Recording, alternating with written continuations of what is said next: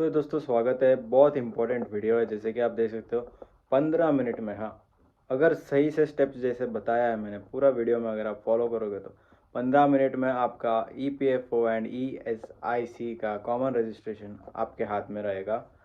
तो इसलिए पूरा वीडियो ज़रूर देखिए एंड तक, स्टेप बाय स्टेप हर एक चीज़ डिटेल में बताने वाला हूँ कि कैसे करना है, क्या है। रिसेंटली हम हमारे क्लाइंट का हमने किया है एंड जस्ट इन 10-15 मिनट्स उनका रजिस्ट्रेशन आ गया है। इसमें क्या फ्लॉज आ सकते हैं, क्या एरर आ सकते हैं, उसको भी कैसे डील करना है, उसके बारे में भी हम बताएंगे। तो पूरा वीडियो ज़रूर देखना, बहुत इंपॉर्टेंट वीडियो है। Step by step live demo आपको बता रहा हूँ मैं। ठीक है, तो अभी सीधा चलते हैं हम वीडियो की तरफ एंड स्टेप बाय स्टेप हर एक चीज़ बारीकी में जानते हैं। आइए, तो हम इसमें सीधा हम चलेंगे वो पोर्टल पे जहां हमें लॉगिन करना है EPFO एंड ESIC। हर एक चीज़ डिटेल में बताने वाला हूँ, एक एक पॉइंट, एक एक स्टेप को ज़रूर ध्यान में रखिएगा। तो हम डायरेक्ट उसी पोर्टल में जाते हैं जिधर हमको वह करना है। तो जैसे कि आप देख सकते हो, श्रम सुविधा नाम का एक पोर्टल है ministry of labour and employment का, जिसमें हम आज रजिस्ट्रेशन करने वाले EPF एंड ESIC का। यह एक रिसेंटली थोड़े सालों पहले पोर्टल आया है एंड पूरे लेबर लॉ को कॉमन प्लेटफॉर्म प्रोवाइड करने के लिए बहुत एक इम्पॉर्टेंट स्टेप लिया है गवर्नमेंट ने। पहले क्या होता था, स्टेट वाइज डिफर करता था लॉ लेबर का, बट अभी कॉमन प्लेटफॉर्म प्रोवाइड करने के लिए एक श्रम सुविधा, that is ministry of labour and employment ने ही एक वेबसाइट लॉन्च किया है, जिसमें इजीली आप रजिस्ट्रेशंस पा सकते हो। पहले क्या होता था, EPFO ये सब रजिस्ट्रेशन यानी एक हेडेक था। फिजिकली विजिट्स करना पड़ता था, कॉपीज देने पड़ते थे, महीनों हफ्तों लग जाते थे रजिस्ट्रेशन आने को। भाई प्रोसेस इतना सिंप्लीफाई हो गया है कि आप सही तरह से डिटेल डालते हो, सही स्टेप्स फॉलो करते हो तो 15 मिनट्स में ही आपको आ जाता है। एंड अनदर डिस्क्लेमर अभी आपको मैं दे रहा हूँ, ये कोई प्रोफेशनल एडवाइस नहीं है, इट्स जस्ट जो मेरा नॉलेज है मैं आपको स्टेप बाय स्टेप बता रहा हूँ। Do not treat it as a professional advice. In deep आपको आपके क्लाइंट के बारे में जाना है, क्योंकि हर एक क्लाइंट का डिफर होता है, क्या डिटेल्स है, क्या नहीं, क्या वर्क है। आप कंसल्टेंट से अप्रोच किए, CA से अप्रोच करिए, आपके हमें भी चाहिए तो आप अप्रोच कर सकते हो पूरा वीडियो देखने के बाद, अगर आपको लगता है तो। बट अगर आप खुद करना है तो आप आपके रिस्क पे करोगे। हमारा जो भी है बस हम एक इंफॉर्मेटिव वीडियो है, एजुकेशनल पर्पस के लिए, जस्ट एक नॉलेज के लिए हम बताते हैं। अगर हेल्प करता है हर चीज़ इसमें, पूरा जितना भी हमने बताया अगर आप सभी को हेल्प करेगा तो we are very happy. But इसको आप ये मत ट्रीट करिए, हाँ भाई प्रोफेशनल एडवाइस है, कंसल्टेंसी हो गई है, बस जैसा बोले वैसा ही करना है, क्योंकि सब्जेक्टिव रहता है कोई भी चीज़। तो ठीक है, अब बातें बहुत हो गई है, सीधा अब लाइव डेमो पे हम चलते हैं। जैसे कि श्रम सुविधा पोर्टल जो आप देख रहे हो,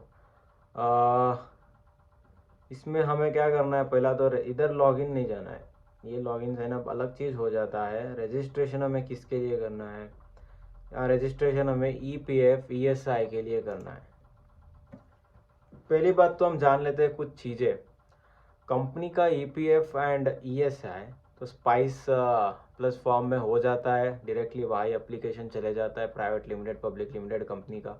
तो इधर क्या है फिर, तो इधर जो MSME इधर भी आप कर सकते हो, नो डाउट, ऐसा नहीं कि नहीं कर सकते हो। रिसेंटली प्राइवेट लिमिटेड कंपनी का भी किया था, पर जनरली इधर MSME जो होता है, प्रोप्राइटरशिप, पार्टनरशिप, जिन अदर देन कंपनी जो भी आप बोलो, उनको अगर EPF ESI की रिक्वायरमेंट है, both on voluntary basis as well as mandatory basis. Mandatory basis पे क्या होता है, 10 और 20 एम्प्लॉयज़ का जो एक क्राइटेरिया है वो एक्सीड होता है तो मैंडेटरीली हमें अप्लाई करना ही है। वॉलेंट्री भाई अभी वॉलेंट्री अभी कर लेते हैं, अभी नया चालू किया है, लगेगा थोड़े टाइम में हो जाएगा एक्सीड, तो बेटर बाद में लेने से अच्छा अभी हम लेते हैं वॉलेंट्री बेसिस पे। तो क्या होता है, हमें कंप्लायंस के लिए प्रॉब्लम नहीं आएगा, तो इसलिए बहुत लोग वॉलेंट्री बेसिस पे भी लेते हैं। तो अभी हम इधर जो डेमो बताने वाला हूँ मैं, वो आपको वॉलेंट्री बेसिस का बताने वाला हूँ, क्योंकि वॉलेंट्री बेसिस में लोगों को कन्फ्यूजन ज़्यादा होता है मैंडेटरी में तो क्या होता है यार, सब प्रॉपरली ऑलरेडी कुछ एरर वगैरह नहीं आता है, प्रॉपर अग्रीमेंट्स होते हैं, नंबर ऑफ़ एम्प्लॉयज़ होते हैं। बट वॉलेंट्री में बहुत से ऐसे चीज़ें हैं जो ध्यान में रखने हैं, जिसमें एरर आते हैं उसे कैसे करेक्ट करना है, कैसे नहीं करना है, वो सब डिटेल्स इस वीडियो में हम बताएंगे। तो ये वीडियो में EPFO ESIC का common registration on voluntary basis for MSME, जो जनरली बहुत कॉमन MSME का बता रहे, क्योंकि बहुत से मतलब मेजॉरिटी MSME होती है, तो उनके लिए बहुत हेल्पफुल रहेगा ओवरऑल बेसिस पे। तो प्राइवेट कंपनी, पब्लिक कंपनी बहुत कम होते हैं, जनरली स्पाइस में ही काम हो जाता है उसका, तो इधर वो आने की कम ही ज़रूरत पड़ती है। तो MSME के दृष्टिकोण से हम इधर बताएंगे आपको कि कैसे रजिस्ट्रेशन करना है। बहुत लंबा प्रोसीजर होता है, बहुत से डिटेल्स लगते हैं, तो अच्छा खासा टाइम भी लगेगा, बट पूरा देख लोगे तो क्या है, नॉलेज अच्छे से आ जाएगा आपको, एंड इजीली आप खुद भी कर सकते हो अगर आपको अच्छा खासा नॉलेज है इस फील्ड में पहले से। नहीं, अगर भाई कुछ नए हो पूरे फील्ड के, तो आप मत करने जाओ, कंसल्टेंट को अप्रोच कर लो, थोड़ा पैसा लगेगा बट काम पूरा अच्छे से हो जाएगा आपका। कुछ भी एरर्स नहीं आएंगे, एरर भी आएंगे कैसे डील करना है उन लोगों को आइडिया होता है। आप करने जाओगे कुछ और प्रॉब्लम ना हो जाए, फिर रिजेक्शन हो गया तो अलग चीज़ का प्रॉब्लम होता है। बट हम जो आपको स्टेप्स बताएंगे उससे हमने बहुत से क्लाइंट्स का किया है, जिसमें हमें बहुत एवरी टाइम सक्सेस मिला है, रजिस्ट्रेशन मिला है, 50 मिनट में रजिस्ट्रेशन आ गया है। वन सच क्लाइंट्स का जी रिसेंटली हमने जो किया है अपडेट्स के साथ, वो हम आपको बताएंगे, ताकि रिसेंट नॉलेज पुराना ना हो, नॉलेज पूरा नया रहे। तो अब जैसे कि हम देख सकते हो, रजिस्ट्रेशन श्रम सुविधा में हम लॉगिन के उधर गए, एक क्लाइंट का लॉगिन आईडी है वो, अब जाके हम वेरिफिकेशन कोड अगर डाल देंगे तो हमारा लॉगिन हो जाएगा। ये तो देखिए ऑलरेडी लॉगिन साइन अप किया हुआ था, इसीलिए अगर आप स्टार्टिंग से आपको करना है, साइन अप नहीं है आपका, लॉगिन आईडी वगैरह बनाने हैं, तो पहले आपको साइन अप के प्रोसेस में जाना है, ठीक है। तो आपको साइन अप का प्रोसेस भी मैं एक बार साइन आउट कर देता हूँ। पहले साइन आउट करके एक बार साइन अप का प्रोसेस भी क्या होता है एक जनरल में बता देता हूँ। वापस साइन इन तो नहीं करूँगा, साइन अप तो नहीं करूँगा मैं, क्योंकि रिक्वायरमेंट नहीं है अभी, अननेसेसरी साइन अप करके क्या करूँ, ठीक है। तो इधर साइन अप का ऑप्शन जैसे कि आप देख सकते हो, साइन अप आप कर सकते हो। इधर आपको नाम डालना है, रजिस्टर्ड ईमेल आईडी डालना है। अगर इधर आप क्या कर सकते हो, दो इश्यूज आते हैं इधर। एक तो यह आता है कि 2 पॉइंट ऑफ कंटेंशन आते हैं। One is whether to put your own email ID, यानी जो आप, if you are a tax consultant और इफ़ यू आर CA, क्या आपका खुद का ईमेल आईडी मोबाइल नंबर डालना है या फिर क्लाइंट का डालना है, it depends on you.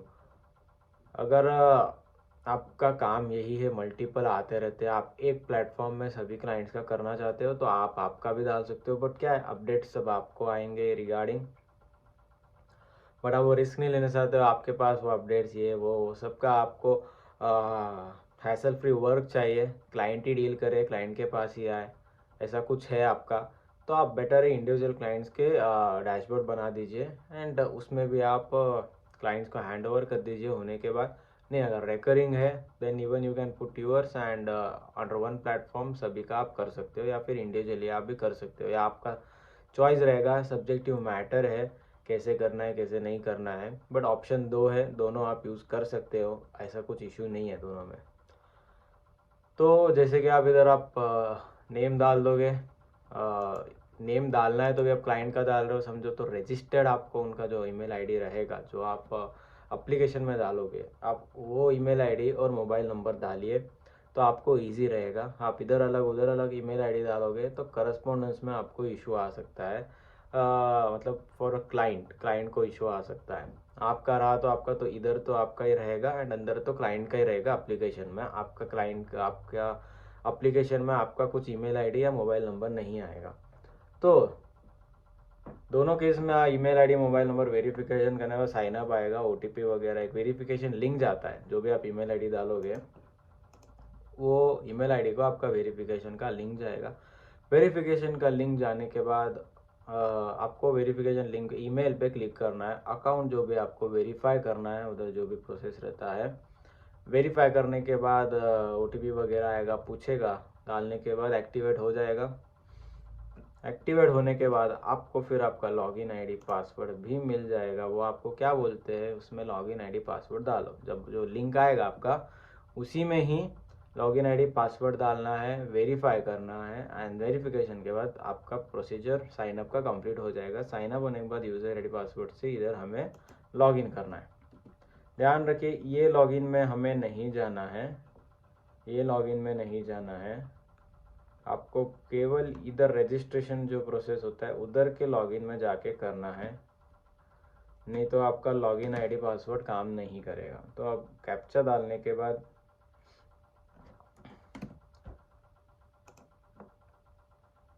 Login होगा। लॉगिन के बाद लॉगिन का डैशबोर्ड आएगा। ये बाद में आप अपडेट कर सकते हो, अभी नॉट रिक्वायर्ड।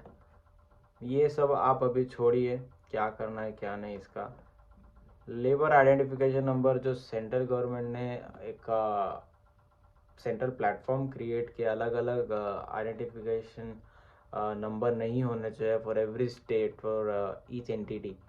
इसीलिए कॉमन प्लेटफॉर्म में क्या हो गया, एक ही लेबर आइडेंटिफिकेशन नंबर रहेगा for that particular entity in the whole country. तो हैसल फ्री प्रोसेस हो जाएगा। ये अप्लाई अगर अलग से आप ESI EPF को नहीं करना है, ओनली LIN को करना है, तो आप जाके इधर अप्लाई कर सकते हो।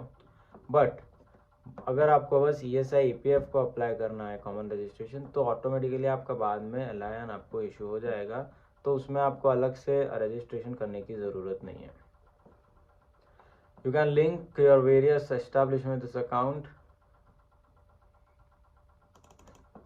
आपके जितने भी एस्टैब्लिशमेंट, ऐसा नहीं एक, जितने मल्टीपल एस्टैब्लिशमेंट है उसको आप लिंक कर सकते हो ये सिंगल अकाउंट में। इसलिए मैंने बोला ना, अगर एक क्लाइंट का आप समझो मल्टीपल एस्टैब्लिशमेंट्स है, दूसरे क्लाइंट्स का तो आपका सब मल्टीपल आप एक ही डैशबोर्ड में क्रिएट करोगे, तो इट विल कॉज प्रॉब्लम, मतलब सही तरह से नहीं होगा। यही चीज़ अगर अलग अलग क्लाइंट का अलग अलग डैशबोर्ड आप क्रिएट करके करते हो, तो दैट वुड बी बेटर। उसके जितने भी एस्टैब्लिशमेंट है उसमें प्रॉपरली आपका इनपुट इसमें आ जाएगा। पर्टिकुलर पैन बेस्ड होता है हर चीज़, अब वो तो आपको पता है। तो अलग अलग है, CLRA, ICMW, बॉस्को एक्ट भी है, सॉरी VOCW एक्ट है, एनुअल रिटर्न है, कॉमन ECR है, कंबाइंड चलन जो होता है, रिटर्न फाइल होता है वो भी है, बाकी सब भी है। तो ये फ़िलहाल एक कुछ अलग है। To get the full benefit of 12% EPF employ share under Pradhanmantri Rozgar प्रोत्साहन योजना रजिस्टर करना है हमें। तो आप चाहते हो कि इसका आपको 12% EPF एम्प्लॉयर शेयर का, इसके बारे में और डिटेल में हम बाद में डिस्कस या फिर आने वाले वीडियोस में ज़रूर डिस्कस करेंगे, क्योंकि हैज़ ऑफ रजिस्ट्रेशन के लिए नॉट रिक्वायर्ड है। तो अननेसेसरी कंटेंट होगा, और वेबसाइट भी बहुत समय से काम नहीं कर रहा है इसका। तो एज ऑफ नाउ इसे हम छोड़ते हैं। जब भी आगे इसका अपडेट आएगा, ग्लिच रिमूव होगा, तो इसके बारे में भी वीडियो बता के आपको हम जानकारी ज़रूर देंगे। तो अब इधर हमें रजिस्ट्रेशन अंडर EPF ESI जाना है। तो आपको किसके लिए रजिस्ट्रेशन चाहिए, बस EPF के लिए चाहिए तो भी ऑप्शन अवेलेबल है। आपको बस ESIC के लिए चाहिए, ऑप्शन अवेलेबल है। आपको कॉमन रजिस्ट्रेशन चाहिए तो भी ऑप्शन अवेलेबल है। कॉमन रजिस्ट्रेशन का प्रोसेस बहुत सिंप्लीफाइड है, इंडिविजुअली करोगे टाइम भी ज़्यादा जाएगा, तो रिक्वायरमेंट्स भी ज़्यादा रहेंगे। कॉमन करोगे तो जल्दी काम हो जाएगा आपका। जैसे कि आप देख सकते हो, हमारे क्लाइंट जिसका हमने किया था, तो उनका नंबर वगैरह सब आ गया था, डॉक्यूमेंट्स सब वेरीफाई कर लिया था, रिसेंटली हमने किया था। तो आपको अभी नया रजिस्ट्रेशन इधर जाके you can see the option apply for new registration. तो अप्लाई फॉर न्यू रजिस्ट्रेशन में हम जाते हैं। ये बहुत से जानकारी है, वारंटी के बहुत आगे इश्यूज आएंगे, वो स्टेप बाय स्टेप इश्यूज को रिजॉल्व भी कैसे करना है वो भी आपको बताने वाले हैं। तो act you are applying for, option दिया है ESIC EPF MP 952 948, दोनों करना है तो दोनों को टिक करिए, नहीं एक को करना है तो एक को टिक करिए। ESIC करना है ESIC करिए, जैसा भी मर्जी आपका, वैसा आपको जैसे आपकी रिक्वायरमेंट है आप कर सकते हो। इधर सब मैनुअल्स भी दिया है, अगर आपको गो थ्रू करना है रजिस्ट्रेशन स्क्रीनशॉट्स के साथ प्रॉपरली क्या किधर डिटेल्स कैसे डालना है, तो रजिस्ट्रेशन के मैनुअल भी दिए EPF एक्ट, ESIC और कॉमन तीनों के, जैसे भी आपका रिक्वायरमेंट है उस बेसिस पे आप कर सकते हो। बट इसमें ये चीज़ है कि इसमें वॉलेंट्री बेसिस का जो उसके बताया गया है स्क्रीनशॉट जो हमने रेफर किया, वॉलेंट्री बेसिस का रजिस्ट्रेशन नहीं है। तो आपको किधर कैसे डालना है ना नंबरिंग वगैरह वॉलेंट्री बेसिस में, उसमें आपको इशू आ सकता है, उसमें आपको कन्फ्यूजन आ सकता है। ये दिया मैंडेटरी बेसिस में कैसे करना है, उस बेसिस के लिए उसके लिए ज़्यादा अच्छा है इसको रेफ़र करोगे तो। बट अगर आपको वॉलेंट्री करना है तो ये वीडियो रेफ़र ज़रूर करिएगा, क्योंकि इसमें हम डील करने वाले हैं और मेजर पॉइंट्स के बारे में। जैसे कि इधर बोला गया with effect from 8/10/2020 new public and private limited company 1 person company shall get registration number for EPFO and ESIC on MCA portal through Spice Plus and Agile Pro e-form only at the time of incorporation। Direct incorporation के time ही उनको registration मिल जाएगा, आपका mandatorily है, exceed हो नहीं हो it doesn't matter. However, the new companies will have to comply with the provision of EPF MPA Act when they cross the threshold limit of employment under respective act। यानी कि एक चीज़ क्या है, EPF and MPA act में भले आप registration तो company ले लिया है, थोड़ा MSME से हट रहा हूँ बट जो आया है सामने एक बार डिस्क्राइब कर देता हूँ, इसीलिए मैं आपको बता रहा हूँ। EPF MPA एक्ट 952 एक्ट में क्या होता है कि जब आप रजिस्ट्रेशन तो ले रहे हो तो मैंडेटरी लेना ही पड़ता है, और आपका कुछ नहीं, अभी तो कंपनी चालू भी नहीं है, कमेंसमेंट भी नहीं है, इनकॉर्पोरेशन में ही लेना पड़ता है। तो बहुत लोगों का उतना एक्सीड होता ही नहीं है, सभी कंपनी थोड़ी ना इतने एम्प्लॉय इतने वर्कर्स लेबर्स वगैरह रखेंगे, उनका सब कितना कंप्लायंस कितना हैवी हो जाता है, ESIC EPF का सब वर्किंग्स वगैरह को रिटर्न्स करो, अपडेट्स रखो, UAN नंबर, बहुत से इसमें डिटेल्स आते हैं। कंप्लायंस ईजी नहीं है, कंप्लायंस कॉस्ट भी उतना कम नहीं होता है, ज़्यादा होता है इसका। तो बट तो कब बता दें कि उसका कंप्लायंस कब से चालू करना है, तो लिमिट उसकी एक्सीड होगी। For example 10 in ESIC 20 in EPF, जो एक्सीड होगा आपका लिमिट, तभी उस पर्टिकुलर एक्ट में आपको रजिस्ट्रेशन मतलब कंप्लायंस चालू करना है, यानी रिटर्न्स वगैरह डालना, पेमेंट्स वगैरह करना, इंश्योरेंस का EPF का जो भी परसेंटेज शेयर है वो काटना, यह आपको तभी चालू करना है if your employees limit threshold limit exceeds.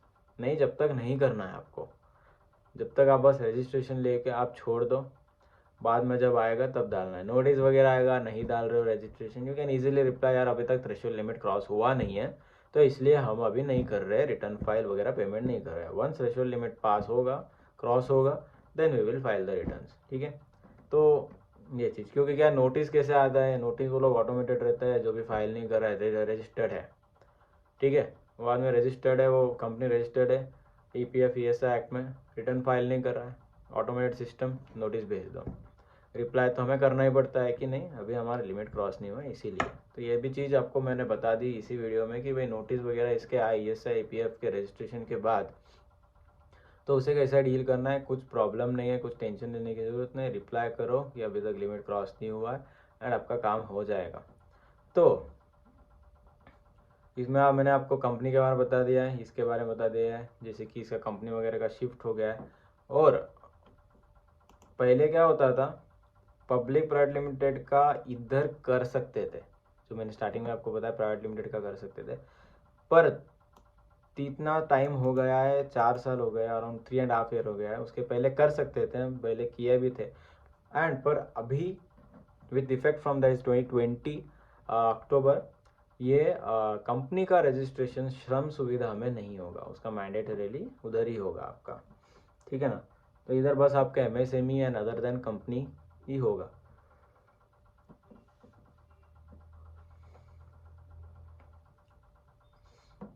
ये चीज़ हम आपको डिटेल में बता चुके हैं। अब चले सबमिट करके हम नेक्स्ट आगे के प्रोसेस, आगे के स्टेप में जाते हैं। दोनों एक्ट हमने सिलेक्ट कर लिया क्योंकि हमें कॉमन रजिस्ट्रेशन चाहिए, कॉमन नेचर सिंगल आप कर सकते हो। देखिए वीडियो लंबा है, डिटेल में टाइम जा रहा है, बट आपको हर छोटी चीज़ आज जो भी आ रही है सामने वो आपको मैं बता रहा हूँ एंड ताकि कोई भी कन्फ्यूजन नहीं रहे, तो इसीलिए थोड़ा वीडियो लंबा है बट काम का है। एंड अब देखते हो आप इतने सारे डैशबोर्ड ओपन हो गए हैं for the common registration form for ESIC and EPFO। तो ये आपको हेड दिख लिया है। ये हेड दिखने के बाद आपका इतने सारे टैब है। ये टैब के बाद आपका क्या होता है, establishment details, e contacts, contact person, identifier, employment details, branch, division, activity, attachment. इतने सब आपको टैब फुलफिल करने हैं। लंबे लंबे टैब होते हैं, तो एक एक चीज़ हम अभी डिस्कस करते हैं। So firstly, considering the voluntary registration for MSME has a common registration under the Board Act of EPFO and ESIC. Let's proceed step by step. Establishment name as per PAN. देखिए अभी MSME proprietor है, partnership में तो अलग pan आ गया आपका, अब तो वो डाल दीजिए, ठीक है। But in case of proprietary firm, जो सोल प्रोपराइटर होता है, उनका क्या होता है, पैन तो सेम ही होता है, कुछ अलग पैन तो नहीं होता है। तो नेम एज पर पैन ज़रूरी नहीं कि वही नेम पैन में जो है इधर आप डालो।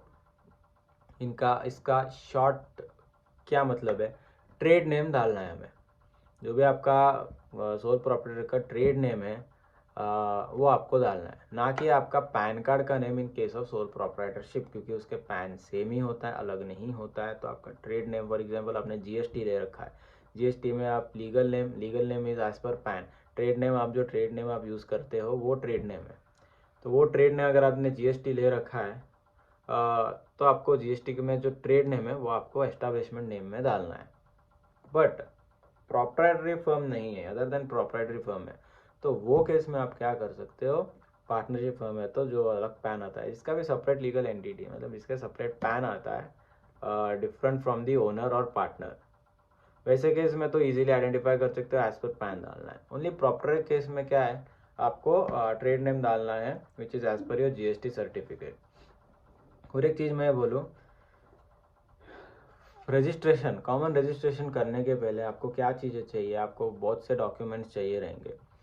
तो ये चीज़ भी अटैचमेंट में जब हम टैब में आएंगे उसमें आपको मैं बताऊंगा कि आप क्या डॉक्यूमेंट्स रेडी करके रखो before registration, before starting the registration. ऐसा नहीं है, क्योंकि टाइम लगेगा डॉक्यूमेंट रेडी करने को, एंड अभी आप वो डॉक्यूमेंट रेडी करते बैठोगे देन आपका ऐसे ही टाइम निकलते जाएगा रजिस्ट्रेशन का एंड डिले हो जाएगा। तो इसलिए हम पहले ही आपको डॉक्यूमेंट्स क्या क्या लगेंगे, considering the voluntary registration for the MSME। इधर प्रोपराइटरी फर्म का एक केस लेते हैं हम, सोल प्रोपराइटरशिप का, वो केस के हिसाब से आपको बता देते हैं। बाकी सब में वैसा ही ऑलमोस्ट एट पार ही रहेगा रिक्वायरमेंट ऑफ डॉक्यूमेंट्स, बट कम ज़्यादा एक आधा हो सकता है डिपेंडिंग केस टू केस। इसलिए मैंने कहा this is subjective, this is not concrete कि ऐसे स्टेप्स एवरी क्लाइंट को लगेगा। Some steps will differ, some requirements will differ case to case. If you have knowledge, proceed with it. Otherwise, always refer to your consultant or CA. तो हमने अभी तो नाम डाल दिया, वर्क प्लेस एड्रेस। अब इधर क्या है, address proof required in attachment.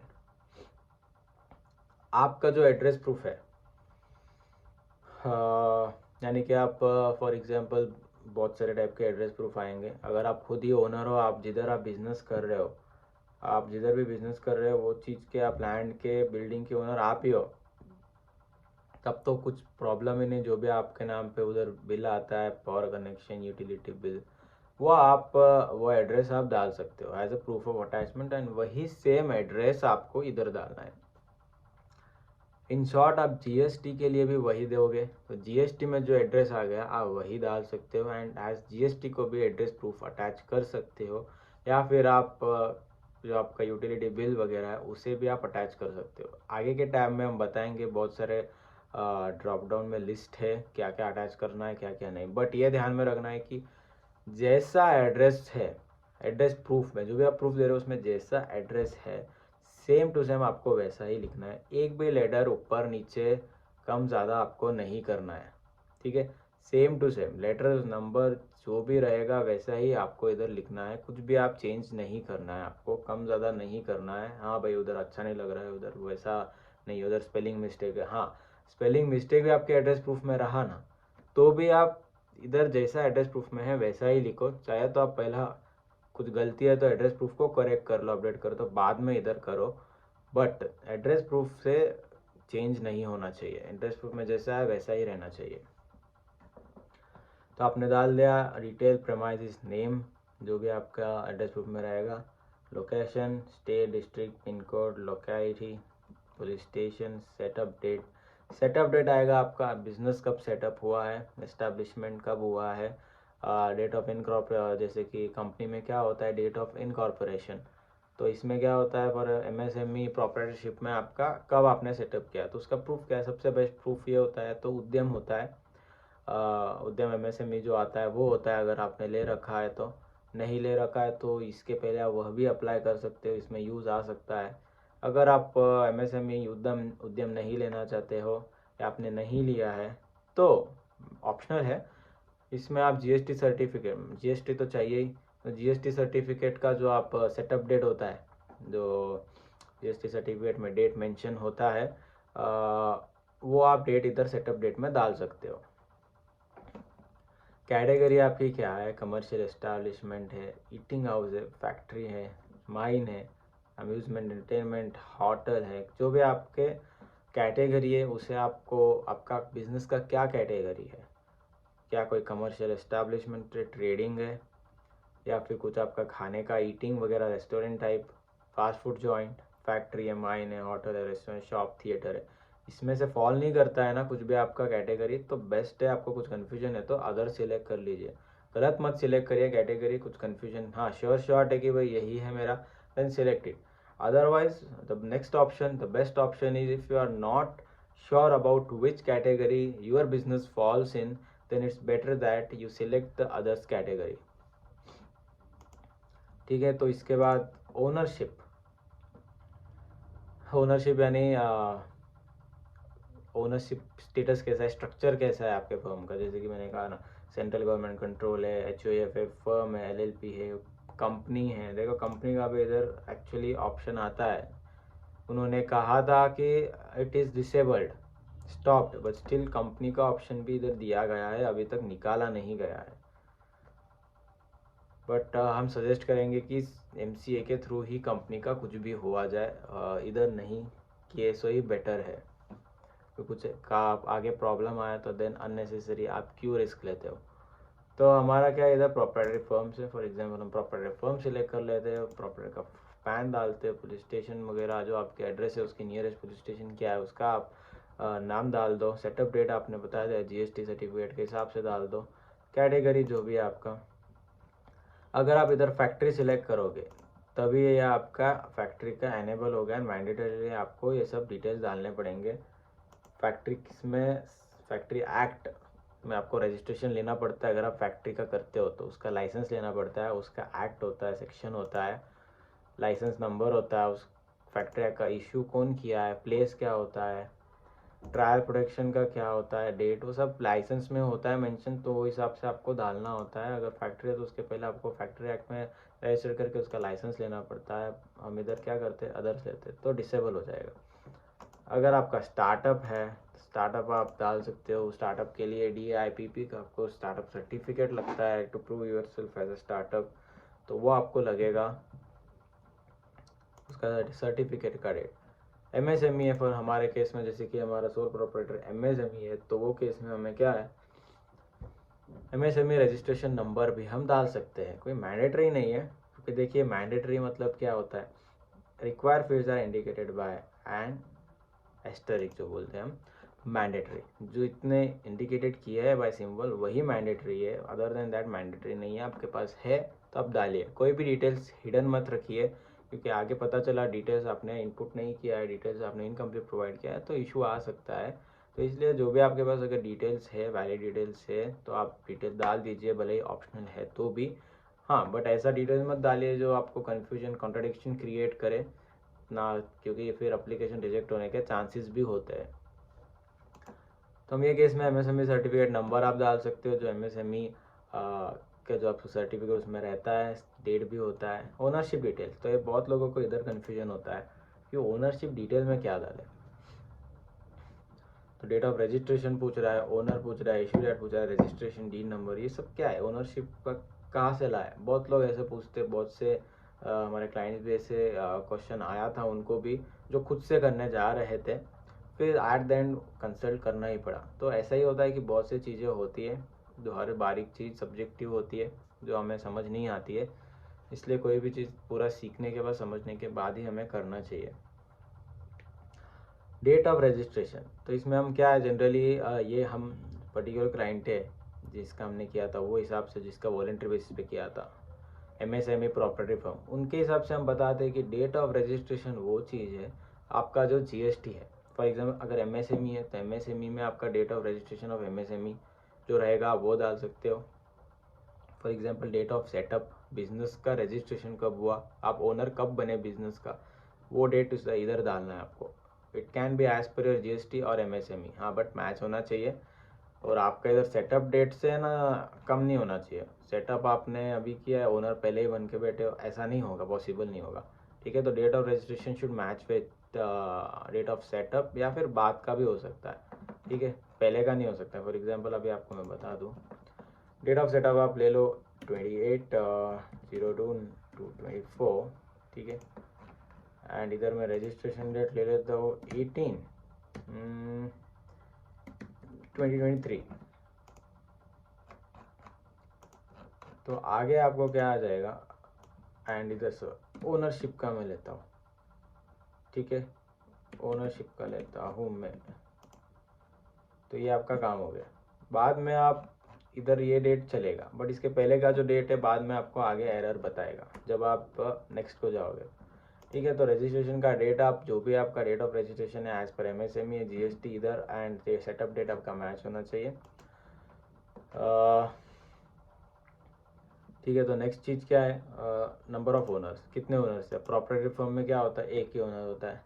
Partnership में या 2 होते हैं, तो वो हिसाब से कितने ओनर्स आपको डालना है। इशूड एट, आपका प्लेस जिधर, फॉर एग्जाम्पल GST सर्टिफिकेट आपका किधर इशू हुआ है, आपका कौन सा सिटी है, कौन सा गाँव है जिधर इशू हुआ है। MSME किधर इशू, MSME डाल रहे हो तो वो किधर इशू हुआ है। तो जो भी आप डिटेल एक पर्टिकुलर सर्टिफिकेट GST और MSME जिसका भी डाल रहे हो, उसके हिसाब से आपको एक पूरे डिटेल्स बनना है। ऐसा नहीं है कि इधर एक डिटेल्स अलग GST के हिसाब से डाल दिया, इधर MSME के हिसाब से डाल दिया, ऐसा नहीं होना है। इशूड एट प्लेस आपको डालना है, इशूड बाय अथॉरिटी। पर यहाँ GST क्या है, कमर्शियल टैक्स डिपार्टमेंट। GST का आप तब भी डालोगे जब भी आप डालोगे GST, commercial tax department. MSME का डालोगे government of India, ministry of corporate affairs and government of India. Government of India डाल दो, ज़्यादा भी स्पेसिस नहीं है, कैरेक्टर्स नहीं होते हैं लंबा नाम डालने के लिए। रजिस्ट्रेशन और डीड नंबर यानी GST नंबर आपका।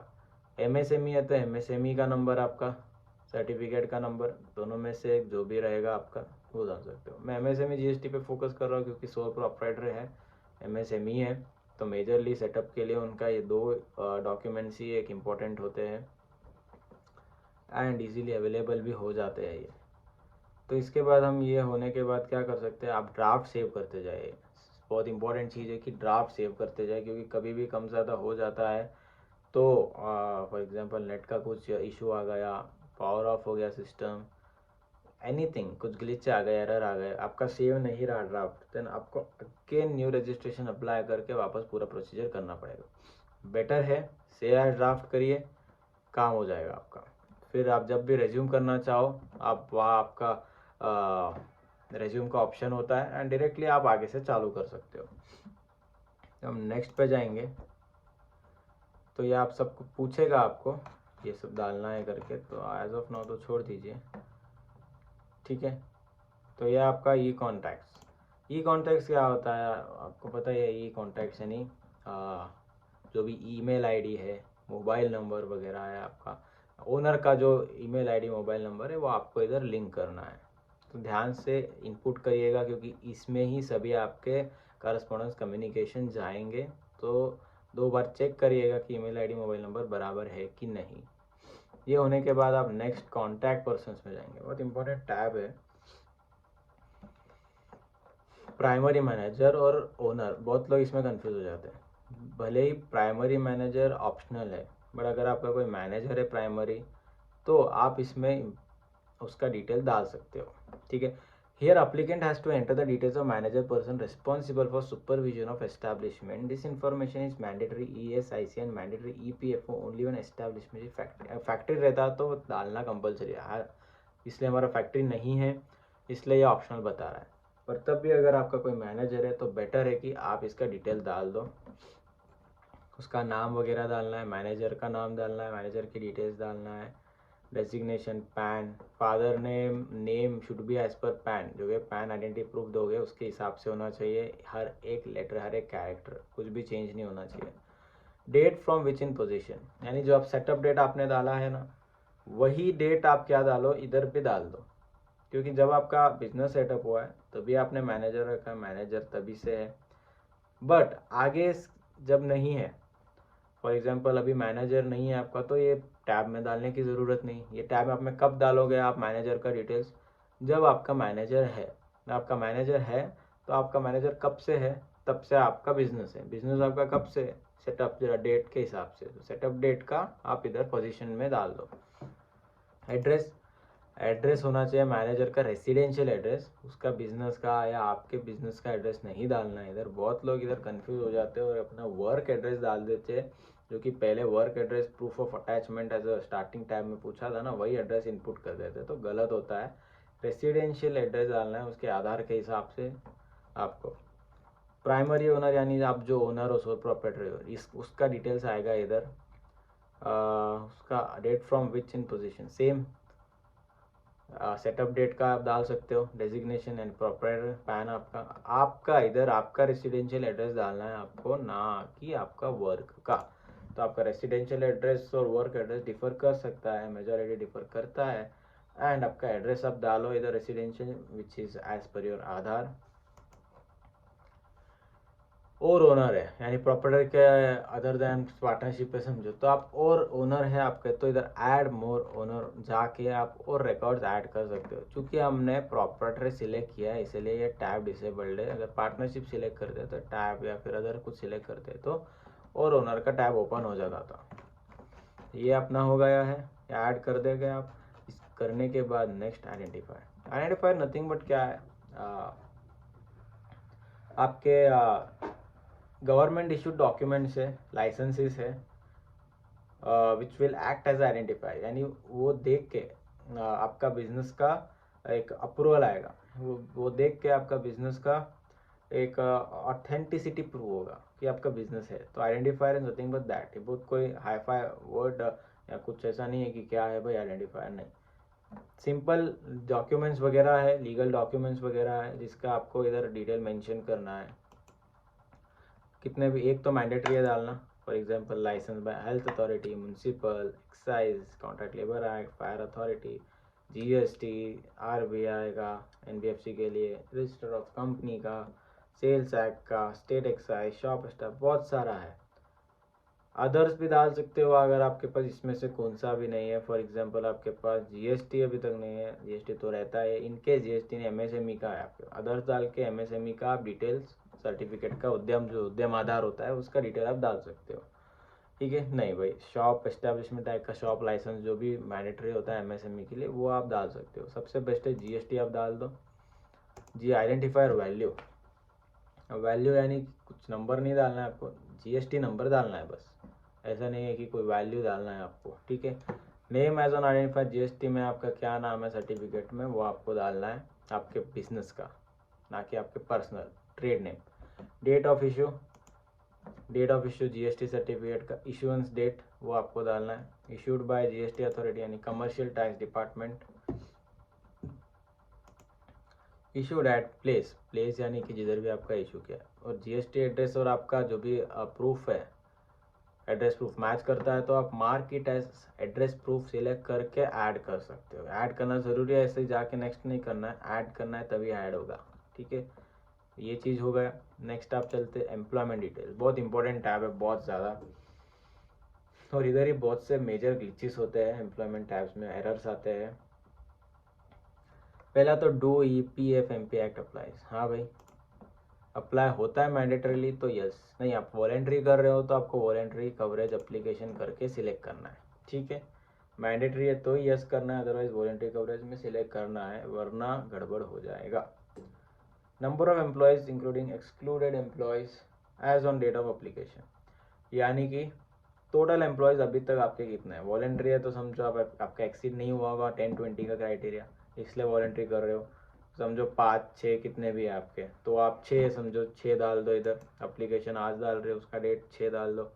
एक्सक्लूडेड यानी ऐसे उसमें एम्प्लॉयज़ है, पीएफ का क्या होता है 15,000 से ऊपर का जिनका भी सैलरी वेजेस होता है वो पीएफ में आता नहीं है, उसको उस पर पीएफ नहीं कटता है। 15,000 रहा तो ही वो एक्ट में कंसिडर होगा। हाँ, वॉलेंटरीली वो एम्प्लॉयज़ का कंसेंट मिलता है तो हम उनको एक्ट में इंक्लूड कर सकते हैं, उन पर भी पीएफ का जो परसेंटेज है वो डिडक्ट कर सकते हैं, कंट्रीब्यूट कर सकते हैं अगर उनका कंसेंट मिलता है तो।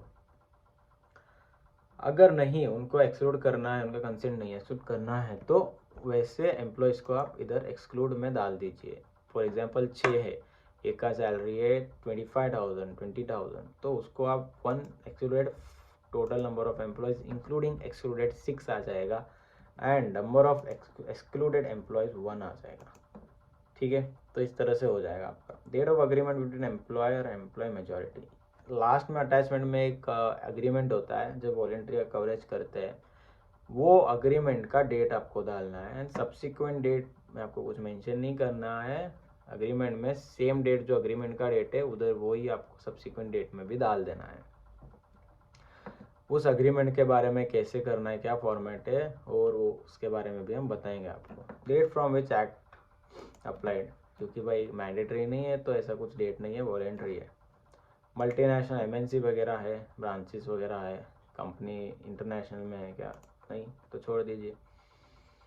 आपका कुछ ऐसा बिजनेस है कि भाई उस जिसमें आपको कॉन्ट्रैक्टर की ज़रूरत पड़ती है, कॉन्ट्रैक्टर के थ्रू आप काम करते हो, या आपके ऊपर भी कोई इमीडिएट एम्प्लॉयर है, कॉन्ट्रैक्टर है जिसके जो मैनेज कर रहा है बिजनेस, ऐसा कुछ काम है, वैसा कुछ काम है तो यस करो, अदरवाइज नो करो। हज़ार्डस एक्टिविटी, ऐसा कुछ जो हज़ार्डस एक्टिविटीज है, प्लास्टिक वगैरह का काम हुआ है, केमिकल्स का कुछ काम हो गया, ऐसे जो भी हज़ार्डस एक्टिविटीज़ में क्लासीफाई होते हैं वो चेक कर लीजिए। आपका जो भी काम है हज़ार्डस में एक ही, आप गूगल कर लोगे तो पता चल जाएगा आपको। अगर है तो यस करिए, नो तो नो करिए। इसके बाद आता है ईएसआईसी, ये रिलेटेड था ईपीएफओ के, ये था ईएसआईसी। तो total number of workers has on the date, ESIC का लिमिट कितना है 10 है, तो total number of worker has on date अभी कितना है आपका, ऊपर आपने कितना डाला 6, पर आप इधर 6 नहीं डाल सकते हो, वही प्रॉब्लम है सबसे बड़ा। ठीक है, अब एक जनरल में देखते हैं, अब इधर आपको 10 डालना, इधर आपको कितना डालना है 6 डालना है नॉर्मल प्रोविजन में, इधर आपको कितना है 21 और लेस, ईएसआईसी का जो लिमिट है 21 का, जो उसका कितना डालना है आपको 21 और लेस कितने, यानी 30,000 का कोई एक बंदा ले रहा है वेजेस, तो उसको इधर नहीं डालना है। फॉर एग्जांपल 6 वर्कर है, 5 जने 21,000 से लेस वेजेस लेते हैं, तो 5 जने आप डाल दीजिए, मेल अदर सब क्लासीफाई कर लीजिए, नहीं तो जितने हैं उतने आप डाल दीजिए। इधर एक ग्लिच आएगा जिसके बारे में अभी आपको मैं बताऊंगा अटैचमेंट टैब के साथ। ठीक है, या फिर आप चाहते हो अभी बताओ, अभी बता देता हूँ। सब होने के बाद एक ऐसा ग्लिच आएगा आपको जिसमें ईएसआईसी में आपको बताएगा कि यार तो number of workers must be 10 और ग्रेटर देन 10, बट आपके तो एम्प्लॉयज 6 ही है, 10 तो है ही नहीं, तो लेगा ही नहीं आपका एप्लीकेशन। ये बहुत बड़ा ग्लिच है, बहुत कम लोगों ने इसके बारे में डिस्कस किया है, और पर हम इस वीडियो के द्वारा डिस्कस करने वाले हैं, क्योंकि वॉलेंट्री कवरेज में ये चीज़ आती है दिक्कत, क्योंकि ये ऑप्शन एक्चुअली डिसेबल होना चाहिए, पर डिसेबल क्यों नहीं होता है ये एक क्वेश्चन है। डिसेबल नहीं होता है, डालने के बाद भी आगे एरर आता है, क्यों आता है वो भी एक क्वेश्चन है। ये डिसेबल क्यों नहीं होता है, क्योंकि ईएसआईसी का क्या क्लॉज है, वो वॉलेंट्री बेसिस पे ईएसआईसी आप कभी ले नहीं सकते हो। वॉलेंट्री बेसिस पे आप बस ईपीएफ का ले सकते हो, ईएसआईसी का एप्लीकेशन वॉलेंट्री बेसिस पे डाला नहीं जाता। ये एक सुविधा अभी प्रोवाइड करी है इस एक्ट, इस वेबसाइट के द्वारा, जिसमें आप कॉमन रजिस्ट्रेशन दोनों का ले सकते हो, बट चूँकि ईएसआईसी वॉलेंट्री बेसिस पे नहीं होता है और ईपीएफओ वॉलेंट्री बेसिस पे होता है, तो इधर वो कॉन्ट्राडिक्शन आ जाता है। बट दिक्कत की बात ये है कि आप ऊपर आपके एम्प्लॉयज़ तो इतने ही है 6, उससे ज़्यादा तो नहीं है, तो इधर तो आप 6 ही डालोगे। क्यों इधर आप ज़्यादा नहीं डाल सकते हो, क्योंकि आगे आपका जो अग्रीमेंट आएगा वॉलेंट्री कवरेज में, उधर आपको हर एक एम्प्लॉय का कंसेंट लेना पड़ेगा। इसलिए बोला मैंने अटैचमेंट में बता देता हूँ, पहले अभी आपको एक रफ दे देता हूँ कवरेज, बाद में वापस बताऊँगा। उसमें आपको वो सभी एम्प्लॉयज़ के कंसेंट लेने पड़ेंगे। अगर आप इधर 10 डालते हो ना तो पूरे 10 का मेजॉरिटी एम्प्लॉयज़ के आपको इधर कंसेंट लेने पड़ेंगे। 12 डालते हो तो मेजॉरिटी के लेने पड़ेंगे आपको, मोर देन मेजॉरिटी। ऑलमोस्ट सभी के लिए वो ज़्यादा सेफ साइड है। इंस्टेड ऑफ टेकिंग, हाँ भाई 10 का मेजॉरिटी कितना हो गया, 5-6 हो गया, उतना ही लेके आप लोग चल जाएगा। बट बात क्या है, जितना ज़्यादा लोगे, पूरे एम्प्लॉयज़ का लोगे, तो it will be helpful in passing your application and आगे प्रॉब्लम भी नहीं आएगा। बट हाँ भाई ज़्यादा भी डाल दिए तो भी दिक्कत है। तो हम ये 2 तरीके हैं। आपके एम्प्लॉय 6 है तो, और वो प्रोविज़न 10 का है तो 6 मेजॉरिटी हो गया। तो 6 एम्प्लॉयज़ के आप डाल दोगे एप्लीकेशन में, कंसेंट डाल दोगे, एंड इधर आप क्या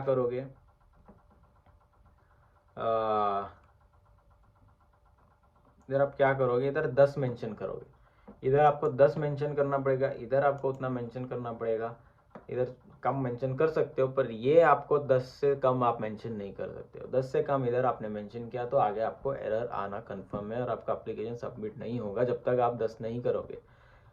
हमने बहुत ट्राई किया ईमेल करने को, पोर्टल में भी फ़ोन कॉल वगैरह लगाए कस्टमर केयर को, क्या ग्लिच है, कैसे करें इसको, बट अभी तक रिस्पॉन्स आया नहीं है। देखते जब आता है, क्योंकि यार कॉमन रजिस्ट्रेशन तो प्रोवाइड कर दिया है, और स्पाइस प्लस जो MCA का होता है उधर भी तो इनकॉर्पोरेशन में ही मिलता है, वहाँ भी तो वॉलेंट्री ले रहे हैं हम, ऐसा तो नहीं है मैंडेटरी है।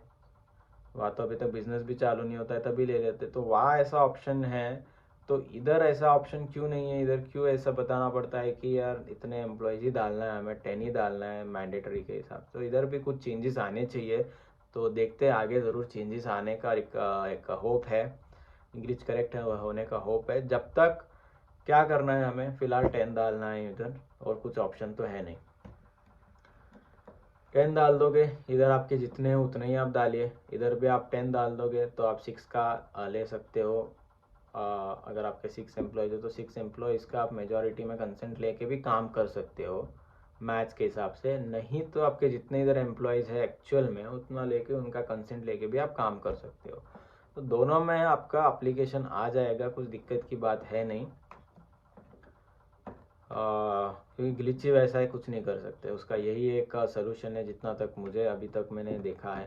और अगर आपके पास कुछ और सलूशन है इसको कैसे डील करने का, तो ज़रूर कमेंट में प्रोवाइड करिए क्या और क्या तरीका है डील करने का। तो फर्स्ट डेट ऑन विच 10-20, यार अभी एक्सीड तो हुआ नहीं, मैंडेटरी तो है नहीं, तो कहाँ से लाए फर्स्ट डेट? 10-20 एक्सीड ही नहीं हुआ। तो आपको क्या करना है, जो आपका एप्लीकेशन का इधर डेट होता है अग्रीमेंट का डेट भी आपको क्या है, आपके एप्लीकेशन का डेट डाल देना है। क्या आप एप्लीकेशन 29 तो अग्रीमेंट का 29 डाल दीजिए आप, फर्स्ट डेट ऑन विच ये भी 29 डाल दीजिए आप, ठीक है, तो काम हो जाएगा आपका। इधर आप 10 डाल दीजिए, इधर आप जितने भी वेजेस है आपके 29 डालना है, 8 डालना है, चलेगा, इसमें प्रॉब्लम, पर दिस शुड बी 10, मिनिमम 10। तो अगर आप क्या ऑलरेडी आपने रजिस्ट्रेशन लेने के पहला वेजेस वगैरह पे करना चालू कर दिया है, प्रीसीडिंग मंथ में आपने पे कर दिया है, तो उसका डिटेल्स आप डालिए। Total wages, principal, employer, immediate contractor, employer होता है, कॉन्ट्रैक्टर अगर भाई कॉन्ट्रैक्टर के थ्रू काम कर रहे हैं हम, तो उसमें आपको कॉन्ट्रैक्टर का भी डालना है कि कॉन्ट्रैक्टर ने उनके लेबर्स को कितना पे किया, या फिर आपने आपके लेबर्स को कितना पे किया। दोनों केसेस में आप पॉसिबिलिटी है, तो आपका क्या ऑप्शन आप सिलेक्ट करके डाल सकते हो। तो अभी 0000 रखते हैं हम, नेक्स्ट में जाते हैं। ये साइड कोड आपने अगर पहले कवर हुए थे तो उसका ESI कोड आया रहेगा आपको, तो वो कोड आपको डालना है। अगर पहले कवरेज था तो, नहीं तो आपको डालने की ज़रूरत नहीं है। Name of income tax ward circle area, तो इसमें आप क्या कर सकते हो, आपका जो भी पैन वगैरह है, उसका जो भी इनकम टैक्स वार्ड सर्कल वगैरह है, उसका आप इधर डिटेल डाल सकते हो। कैसे फाइंड करना है, अगर फाइंड करना है तो ज़रूर आगे के वीडियो हम नो योर AO में बताएंगे आपको कि कैसे फाइंड करना है आपका असेसिंग ऑफिसर, आपका income tax ward circle easily 3 step में।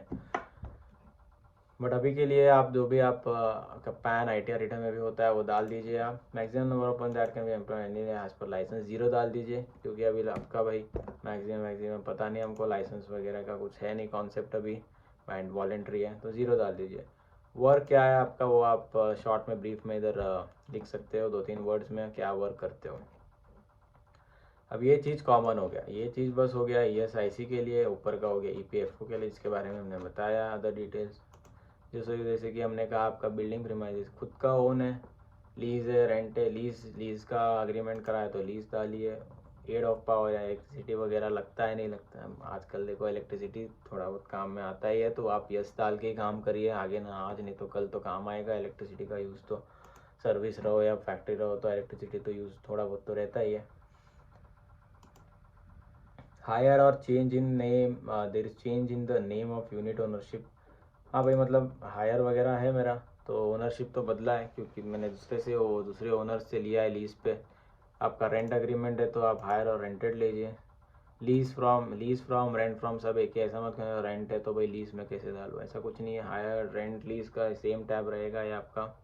तो आप डेट फ्रॉम कब से कब तक लीज है, कब से कब तक रेंट है, अग्रीमेंट है, वो डाल दिए। लेसी डिटेल यानी जिसने लीज पे लिया है, जिसने लीज पे दिया नहीं है, जिसने लीज पे लिया है यानी टेनेंट एक तरह से, उसका डिटेल्स यानी आप फॉर एग्जांपल शॉर्ट में आप ओनर का डिटेल डालना है, जिसने भी मतलब आपके बिजनेस का प्रॉपराइटर है, जो सोल प्रॉपराइटर है ना, जो बिजनेस कर रहा है, उसका आप डिटेल डाल दीजिए।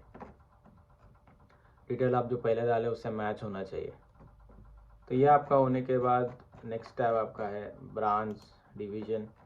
आपका कुछ ब्रांचेस वगैरह है, सेकेंड ब्रांच है, कोई स्टेट में दूसरा ब्रांच है, तो आप डाल सकते हो, पर ज़रूर ध्यान रखें वहाँ भी ESIC का हुआ नहीं है, अप्लीकेबल नहीं है, क्योंकि नहीं ऐसा नहीं हो जाए कि भाई वहाँ है इधर, वहाँ पहले लिया नहीं अभी लिया है, तो कन्फ्यूजन नहीं अराइज हो जाए। तो ये चीज़ ध्यान में रखें, केस टू केस इसलिए डिफ़र करता है, तो आप कंसल्ट करिएगा ज़रूर, करना है, डालना है, नहीं डालना है। ये सब कुछ चीज़ें सब्जेक्टिव होते हैं, हर चीज़ हम बता नहीं सकते हैं क्योंकि क्लाइंट पे डिफ़र करता है वो। तो इधर ब्रांच के आप डिटेल डाल सकते हो, उसका LIN लिया है तो LIN डाल दीजिए, नहीं लिया है तो यार वो थोड़ा कन्फ्यूजन का मैटर हो जाता है कि क्यों नहीं लिया है, अगर पहले ही उसका ब्रांच था तो सब केस में भी इशू आ सकते हैं आगे। तो ये होने के बाद एक्टिविटीज़ में हम जाते हैं। एक्टिविटीज़ में यार आपका NIC कोड, अगर आपने MSME सर्टिफिकेट लिया है ना, तो आपका NIC कोड MSME सर्टिफिकेट में रहेगा, तो उधर जो रहेगा वही सेम आपको सर्च करना है, वो अकॉर्डिंग आपको करके फाइनल डालना है। नहीं आपने लिया है तो आपको सर्च करना है कि NIC कोड आपको क्या बिजनेस है क्या नहीं है। पहला सेक्शन क्या है आपका भाई, सेक्शन कौन से सेक्शन में फॉलो करते हो, कंस्ट्रक्शन में करते हो तो लियो डिवीजन, सिविल बिल्डिंग कंस्ट्रक्ट करते हो, इंजीनियर हो, या फिर आपका ग्रुप क्या क्या कंस्ट्रक्ट करते हो, road railway project, other civil engineering जो भी है, अदर में ले लिए हम। क्लास आपका क्या है, अदर सिविल इंजीनियरिंग प्रोजेक्ट ले लिए। Construction maintain industrial facility, water harbours, river work या डैम है, अदर है। अगर कुछ भी इसमें कवर नहीं है तो अदर बेटर डाल दीजिए, गलत मत सिलेक्ट करिए। कोड ऐसा आता है, सिलेक्ट करने के बाद कोड सिलेक्ट हो जाता है, आपका क्या एक्टिविटी है बिजनेस का आप वो सिलेक्ट कर सकते हो। कन्फ्यूजन है तो लास्ट में अदर डाल दीजिए, स्पेसिफिक कुछ मिलता है तो सब कैटेगरी में डालिए। एक्टिविटीज़ का काम होने के बाद लास्ट काम आता है अपना अटैचमेंट, जो कि बहुत इंपॉर्टेंट टैब है, प्रूफ ऑफ एड्रेस। तो इसमें नंबर ऑफ डॉक्यूमेंट आप देख सकते हो क्या क्या है। License certificate issued by government authority, यानी GST आ गया आपका MSME आ गया आपका। MSME में प्रूफ ऑफ एड्रेस का रहता है, बट आपका अगर इन केस बिजनेस एड्रेस से मैच हो रहा है तभी, अदरवाइज GST आ गया आपका। शॉप लाइसेंस अगर आपने लिया है वो आ गया आपका। Next water connection, post paid, telephone bill, power connection 2 महीने का ही चलेगा। 2 महीने से ज़्यादा का आपका बिल आपने अटैच कर दिया तो रिजेक्ट हो जाएगा। ध्यान रखिए कि 2 महीने का ही रहना चाहिए, नॉट ऑल्टर देन 2 मंथ्स। जब आप अप्लाई कर रहे हो उसके 2 महीने का ही रहना चाहिए। बिल डेट आपको देखना है, बिलिंग पीरियड नहीं देखना है। जब बिल डेट आया है, पर बिलिंग पीरियड मेरा दिसंबर का है, पर बिल कब आता है, जनवरी में आता है, तो जनवरी का डेट से 2 महीने का कंसिडर करना है हमें। फॉर एग्जाम्पल आप प्रूफ डाल सकते हो, अगर आपका रेंट पे है, लीज पे है, तो आपका कनेक्शन बिल के साथ आपको अग्रीमेंट भी डालना पड़ेगा, रेंट अग्रीमेंट या लीज अग्रीमेंट वगैरह, वो भी साथ में एक PDF में बना के डालना है। PDF का लिमिट आप देख रहे हो 1 MB है, 1 MB से ज़्यादा है तो आप जाके कंप्रेस कर सकते हो PDF। अगर कंप्रेस करना आपको नहीं पता है कैसे क्या करना, तो आगे वीडियो में हम ज़रूर बताएंगे छोटे छोटे स्टेप भी, क्योंकि ये भी हेल्प करते हैं बहुत लोगों को। तो मैं मर्ज करके आपको कंप्रेशन करके आपको अटैच करना रहेगा। नहीं, अगर GST आप दे रहे हो तो GST डायरेक्ट आप अटैच कर सकते हो। चूज़ करना है, चूज़ करके छोड़ नहीं देना है, चूज़ करके इधर अपलोड करना है। अपलोड करने के बाद ही वो एक हैश होता है, उसमें एनक्रिप्ट हो जाएगा आपका डॉक्यूमेंट एंड देन अपलोड हो जाएगा। Setup proof of date of setup proof attachment, यानी कि आपका जो सेटअप है बिजनेस का, उसका क्या प्रूफ है। सबसे बेस्ट प्रूफ तो एक तो शॉप लाइसेंस भी होता है, जीएसटी आपका सर्टिफिकेट भी होता है, एमएसएमई भी होता है। अब जो है आपके पास आप दे सकते हो कौन सा, तो एक कमेंसमेंट ऑफ बिजनेस आरओसी का जो कमेंसमेंट सर्टिफिकेट वो कंपनी के लिए है। ये सब आपके पास है तो ये आप दे सकते हो, नहीं है तो आपको देना है तो बेस्ट आप दे दीजिए। अदर्स में डाल के जीएसटी का नंबर दे दीजिए या फिर एमएसएमई का नंबर आप दे दीजिए और वो जीएसटी सर्टिफिकेट या एमएसएमई अटैच कर दीजिए। सर्टिफिकेट, जीएसटी का डेट, प्लेस आपको पता ही है। लाइसेंस प्रूफ अटैचमेंट में क्या देना है, जीएसटी भी दे सकते हो, पर आप जीएसटी एक बार दे दिया तो वापस सेम डॉक्यूमेंट सब रिपीट मत करिए, अलग अलग डॉक्यूमेंट दीजिए। जितना अलग डॉक्यूमेंट लगे उतना प्रॉपर रहेगा रिकॉर्ड। आप इधर क्या कर सकते हो, पैन, आधार वगैरह दे सकते हो आपके, और साथ में जीएसटी भी आप तीनों डॉक्यूमेंट्स एक में मर्ज करके दे सकते हो। एमएसएमई भी साथ में दे सकते हो, या पैन, आधार, एमएसएमई ऐसा दे सकते हो। पैन तो ज़रूर रखिएगा, आधार ज़रूर रखिएगा, क्योंकि ऊपर हमने दिया नहीं है दोनों। साथ में आप जीएसटी, एमएसएमई अटैच कर दो, या शॉप लाइसेंस है तो सबसे बेस्ट वही अटैच कर दोगे तो भी काम हो जाएगा आपका। ठीक है, तो ये हो गया। अब बहुत इंपॉर्टेंट चीज़, स्पेसिमेन सिग्नेचर। जो भी ओनर है उसका सिग्नेचर का स्पेसिमेन सिग्नेचर उसको बोलते हैं, तो उसका एक फॉर्मेट होता है। वो फॉर्मेट इधर से डाउनलोड करना है, कोई और फॉर्मेट नहीं लेना है। वो फॉर्मेट आप ये फॉर्मेट लोगे, इसे आपको वर्ड में कन्वर्ट करना है। अगर प्रॉपरली आप भाई प्रिंटेड फॉर्म में ही क्लाइंट को देके उसका साइन लेना चाहते हो तो नहीं, हाथ से लिखना है आपको, तो आप ये प्रिंट लेके हाथ से भी लिख सकते हो।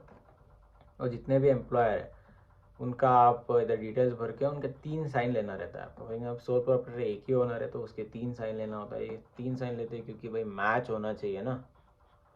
ऐसा नहीं कि एक साइन तो कोई भी कर लेता, 2 साइन 3 साइन रिपीट करना, वही कॉपी करना टफ होता है, इसलिए 3 साइन रखा जाता है कभी भी। तो ये एक चीज़ हो गया, ये आपको भर के आपको इधर सेम चीज़ अपलोड करना होता है। उसके बाद कॉपी ऑफ हो गया वॉलेंट्री कवरेज, क्योंकि आप वॉलेंट्री एप्लीकेशन डाल रहे हो इसलिए टैब ओपन है, अगर मैंडेटरी है तो ये टैब ओपन नहीं होगा। इसका भी फॉर्मेट दिया है, इसका भी फॉर्मेट आपके पास है, तो ये फॉर्मेट आएगा इसका। तो ये फॉर्मेट में आप क्या करोगे,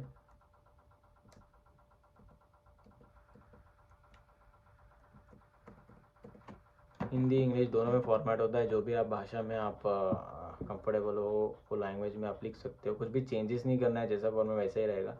रीजनल प्रोविडेंट फंड ऑफिसर, इधर क्या है, आपका जो जुरिस्डिक्शन है उसका कौन रीजनल प्रोविडेंट फंड कमिश्नर है, उसका एड्रेस आपको लिखना है।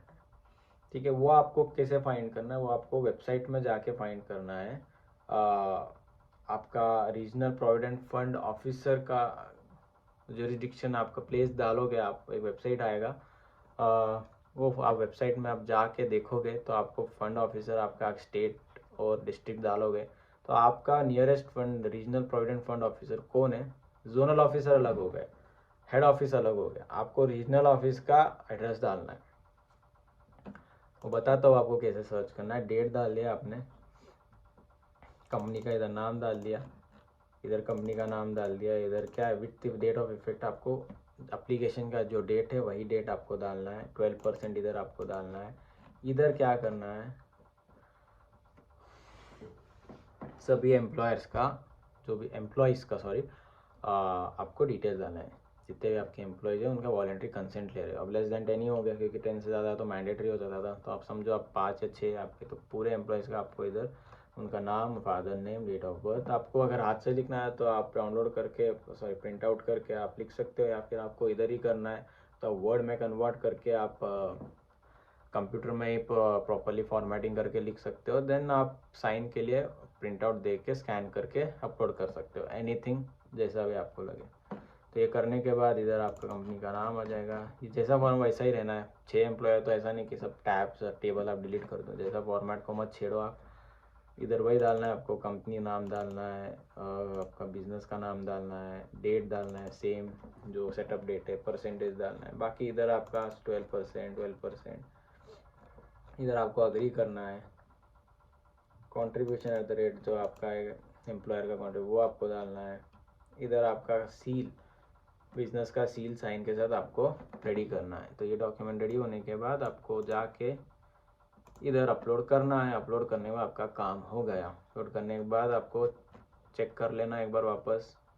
हम तो बेटर है कि हर चीज़ का स्क्रीनशॉट लेके रखें। अगर आप किसी और का काम कर रहे हो तो आगे के सेफ्टी के लिए चेक करने के लिए एक बार चेक कर लीजिए। चेक होने के बाद आप सबमिट कर सकते हो। सबमिट होने के बाद अगर आपके कुछ भी एरर्स नहीं है तो आपका सबमिट हो जाएगा। सबमिट होने के बाद एक डैशबोर्ड ओपन होगा जिधर आप पूरा चेक करोगे फॉर्म जो जो आपने फिल किया है। उसके बाद आगे सबमिट होगा और उसके बाद आपका अकॉर्डिंग टू एड्रेस ही आपका EPFO ESI ऑफिस व लोकेशन आपको बताया जाएगा। तो उधर आपको ड्रॉप डाउन में सिलेक्ट करना है। आपके एड्रेस के अकॉर्डिंग ही वह ऑटो पॉपुलेट हो जाएगा। सिलेक्ट करना है आपको। सिलेक्ट करके then time to E verification का टाइम आएगा। अगर आपके पास DSC है तो DSC के थ्रू कर सकते हो, या फिर DSC नहीं भी है तो साइन कर सकते हो आधार OTP जनरेट करके। होने के बाद OTP वगैरह डाल दो, DSC से कर दोगे, साइन हो जाएगा। साइन होने के बाद अपलोड हो जाएगा। अपलोड के होने के बाद कुछ गलती नहीं रही है तो आपका एप्लीकेशन एक्सेप्ट करके तुरंत आपको ESIC तो 2 मिनट में आ जाता है नंबर, एंड आपको मेल आ जाएगा रजिस्टर्ड मेल ID पे, एंड आपका EPFO नंबर भी 10-15 मिनट में स्टेटस अपडेट हो जाता है। एप्लीकेशन एक्सेप्ट हो गया तो, एंड बाद में उसका भी आपको पासवर्ड वगैरह आता है जिससे आप फर्दर मोर आगे क्या कर सकते हो, ESIC EPFO वेबसाइट में यूज़ करके लॉगिन करके रजिस्टर RC डाउनलोड करके आपके प्रोसेस चालू कर सकते हो। उसका भी इंडिविजुअल प्रोसेस हम आपको आने वाले वीडियोस में बताएंगे। अब भी आपको मैं ये बता देता हूँ क्योंकि ये एप्लीकेशन का पार्ट है। तो अभी वॉलेंट्री कवरेज का जो आप बोल रहे हो, रीजनल प्रोविडेंट फंड ऑफिसर कैसे फाइंड करना है, तो आप गूगल पे डालते हो रीजनल PF ऑफिसर, ठीक है, नियर मी करके मैं डाल देता हूँ। तो EPFO लोकेशन एंड ऑफिस, यानी लोकेट एंड ऑफिस आना चाहिए एक्चुअली, बाहर लोकेशन एंड ऑफिस है, ठीक है। तो ये लोकेट एंड ऑफिस का ये काम हो गया आपका। सिलेक्ट जो भी आपका है भाई, डिस्ट्रिक्ट कौन सा है आपका, समझो फॉर एग्जांपल आप डाल दिया आपका ये डिस्ट्रिक्ट है, तो समझे क्या इसका नहीं आया है कुछ भी, तो डोंट नो क्या ग्लिच है। फॉर एग्जांपल आप दूसरा सिलेक्ट कर लीजिए, गुलबर्गा करते तो गुलबर्गा का आपका आ गया है। ये फाइनल है, ये आपका रीजनल ऑफिस है। ये आपको एड्रेस उधर डालना है वॉलंटरी कवरेज में, या फिर आप दूसरा सिलेक्ट कर लीजिए बैंगलोर। बैंगलोर के मल्टीपल है तो आपको पिन एरिया के हिसाब से आपको रीजनल ऑफिस आएगा। आप कर लीजिए दूसरा स्टेट, गुजरात, भावनगर, तो इधर आपका आ गया रीजनल ऑफिस, अहमदाबाद आ गया। तो ऐसा आपको ज़रूरी नहीं कि आपका कोई एक है तो उधर में रीजनल ऑफिस रहे, आसपास भी रह सकता है। तो इसलिए आप इधर सर्च करिए, एड्रेस कॉपी करिए एंड अब आप पेस्ट करिए एंड देन आप रेडी करिए। तो ये था इस तरह से लोकेट करने का। तो ऑलमोस्ट सब चीज़ तो हमने वीडियो में कवर कर लिया है। हर छोटी चीज़ कैसे आपको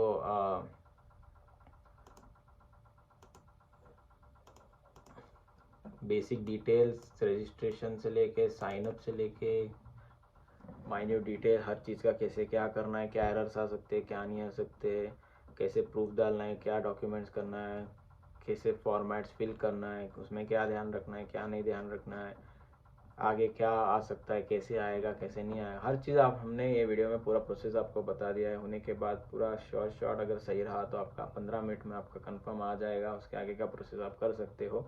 आगे आप प्रोसेस भी हम ज़रूर आने वाले वीडियोस में बताएंगे। अगर आपकी ये वीडियो में अच्छा रिस्पॉन्स हमें मिलेगा तो ज़रूर आगे के वीडियो में भी हम ऐसे ही चीज़ बताएंगे आपको। तो ये था इस वीडियो के लिए। आशा करता हूँ वो ये वीडियो आपको अच्छा लगा, नया अच्छा नॉलेज मिला आपको। एक एरर्स कैसे, एरर फ्री एप्लीकेशन कैसे डालना है,